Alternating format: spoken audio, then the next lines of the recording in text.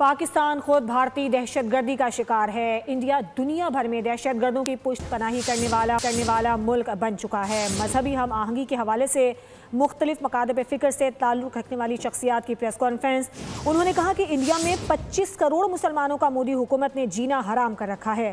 India میں مساجد شہید کی جا رہی ہیں، مسلمانوں کی عزت کو پامال کرنے کی کوشش کی جا رہی ہے۔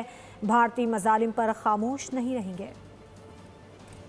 تمام مذاہب اور مکاتب فکر کے قائدین موجود ہیں اور ان سب کا مقصد ایک ہے اور وہ یہ ہے کہ دہشت گردی، انتہا پسندی، بربریت کے خلاف ہم اپنی ریاست، اپنے ملک کے سلامتی کے اداروں اور اپنی افواج کے ساتھ کھڑے ہیں۔ انڈیا میں ایک بہت ہی شرمناک حرکت جو ہے وہ ہمارے سامنے آئی ہے کہ ہماری ایک مسلم بچی کے نقاب کو اتارنے کی کوشش کی گئی۔ میں اس کے اس رویے کی بھی مذمت کرتا ہوں۔ پاکستانی حکومت کے ساتھ ہیں، پاکستانی اداروں کے ساتھ ہیں اور بھرپور تائید کرتے ہیں جو ہمارے سپہ سالار نے پچھلے دنوں سپیچ کی، اور ہمیشہ کے لیے پاکستان زندہ باد۔ پاکستان پر، پاکستان کی سالمیت پر بار بار تخریب کار حملہ کرتے ہیں، لیکن شکر ہو اس مضبوط اکٹھ کے لیے کہ ہر دفعہ دشمن شرمندہ ہوتا ہے۔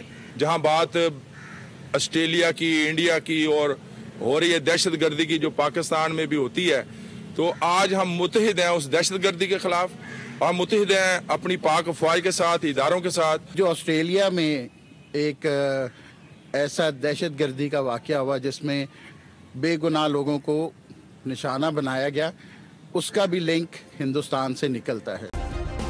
سبسکرائب کریں اور بیل دبائیں تاکہ کوئی خبر رہ نہ جائے۔